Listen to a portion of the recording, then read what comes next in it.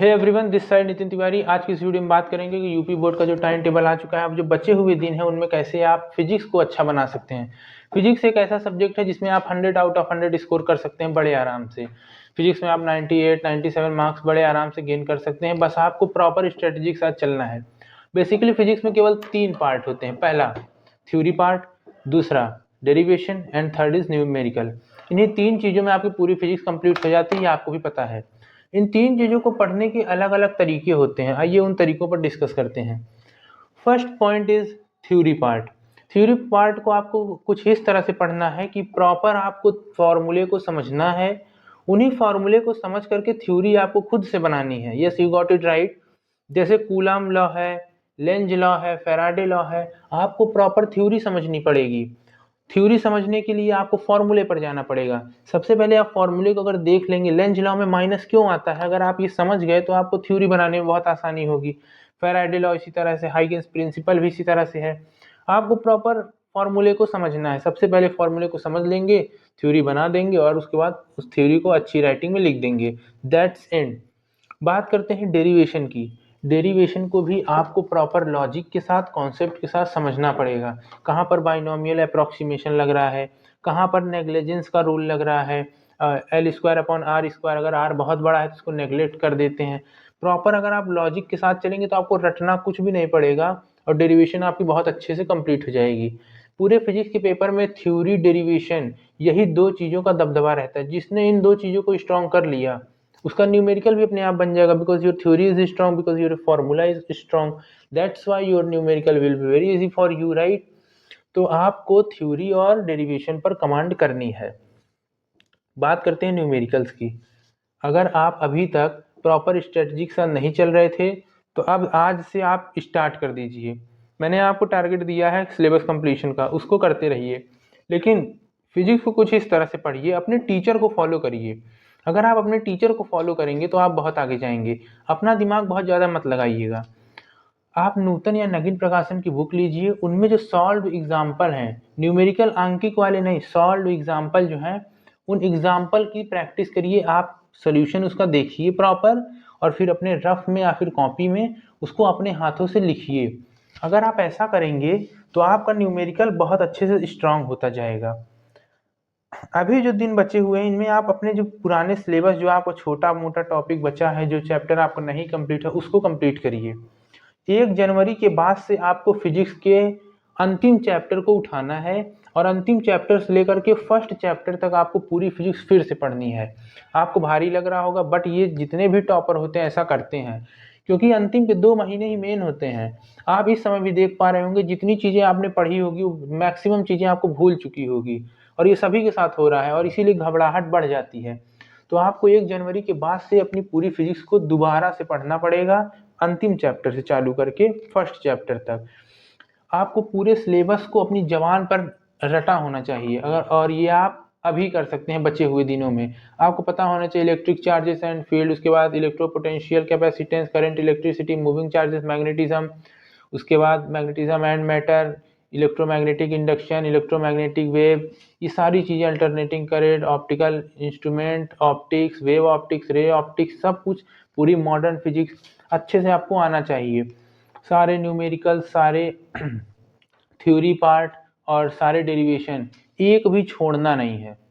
Yes, you got it right. एक भी छोड़ना नहीं, सारे डेरिवेशन करने पड़ेंगे आपको, क्योंकि आपको अच्छे मार्क्स चाहिए। 97, 98, 99 अगर आप टारगेट कर रहे हैं तो आप एक भी छोटा मोटा थ्योरी का कॉन्सेप्ट या डेरिवेशन नहीं छोड़ सकते हैं। प्रॉपर लॉजिक के साथ आपको जाना पड़ेगा और जो फॉर्मूले आप लिखेंगे उस फॉर्मूले को प्रॉपर अच्छे से समझना पड़ेगा। कहाँ पर फॉर्मूले में माइनस आएगा, क्यों आएगा, कैसे आएगा। अगर अभी भी आपको कॉन्सेप्ट नहीं क्लियर है, आप टीचर्स की हेल्प लीजिए, नहीं तो यूट्यूब से पढ़िए। अब बात करते हैं दूसरी स्ट्रेटजी की। एक दूसरी स्ट्रेटजी ये भी कहती है कि अगर आप अपने मन से पूरी फिजिक्स नहीं पढ़ पा रहे हैं, आप वन शॉट से पढ़िए। हिंदी मीडियम या इंग्लिश मीडियम, जिसमें आपको समझ में आए, आप वन शॉट चालू करिए। एक वन शॉट को 1 या 2 दिन में आराम से, या 3 दिन में आप ख़त्म करिए। अगर वन शॉट आपका 5 घंटे, 7 घंटे, 10 घंटे तक का है, आप 2-3 दिन का टाइम ले लीजिए। मगर वन शॉट से अगर आप कवर कर रहे हैं और एक पतली सी कॉपी ले लीजिए, उसमें आप मेन पॉइंट लिखते चलिए।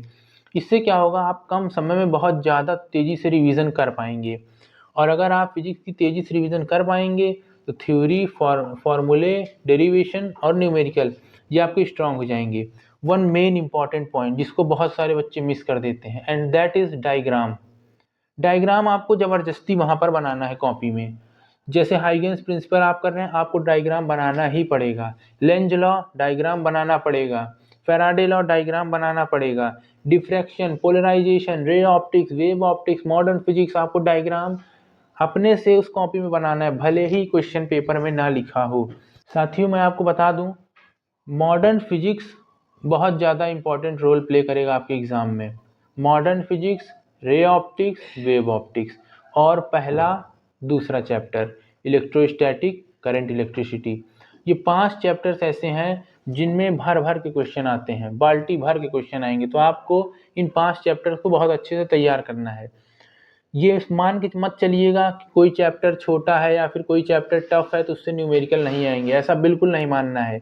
एचसी वर्मा के क्वेश्चन हमारे एग्जाम में आ गए थे, जो फिजिक्स का पेपर मैंने दिया था, बट वो क्वेश्चन ऐसे थे जो आपकी न्यूटन या नगिन की बुक में भी सॉल्व एग्जाम्पल में क्वेश्चन दिए गए थे। वो क्वेश्चन आए थे आपके ऑप्टिकल इंस्ट्रूमेंट वाले पार्ट से। तो आपको बिल्कुल भी ये सोच के नहीं चलना है कि कोई इजी है, कोई टफ है, कोई हार्ड चैप्टर है तो उससे क्वेश्चन नहीं आएंगे। 7 सेट पेपर के बनते हैं, आपको किसी भी सेट में बैठाया जा सकता है। तो प्रॉपर अपनी तैयारी को मजबूत करिए। आप में वो क्षमता है कि आप 99% मार्क्स गेन कर सकते हैं फिजिक्स में। 99 मार्क्स फिजिक्स में लाना कोई बहुत बड़ी बात नहीं है। मेरे 99 नहीं आए थे, 97 आए थे, बट वो छोटी सी मिस्टेक थी। मैं चाहता हूँ आप उस मिस्टेक को भी मत करिए, एटलीस्ट अपना 100% तो दे ही दीजिए। न्यूमेरिकल्स की प्रॉपर प्रैक्टिस करिए। न्यूमेरिकल्स 2-3 आने वाले हैं। अगर आपने पूरी थ्योरी, पूरी डेरिवेशन सही सही कर ली और न्यूमेरिकल गलत हो गया तो बहुत गड़बड़ हो जाएगी। इसलिए न्यूमेरिकल्स को तो बिल्कुल भी इग्नोर मत करिएगा। Theory, derivation, numerical is must for you guys right now, because अगर आपने इतना भी कर लिया तो फिजिक्स में 98-99 मार्क्स कोई रोक नहीं सकता है। और अभी से लग जाइए, प्रॉपर प्लानिंग, एक टाइम टेबल बना लीजिए। कितने चैप्टर आपके वीक हैं, कितने स्ट्रांग हैं, कितने मीडियोकर हैं। जो स्ट्रांग चैप्टर्स हैं उनका रिवीजन करना है एक बार, जो मीडियोकर हैं उनकी थ्योरी प्रॉपर पढ़ के फॉर्मूले को समझना है और न्यूमेरिकल्स लगाने हैं।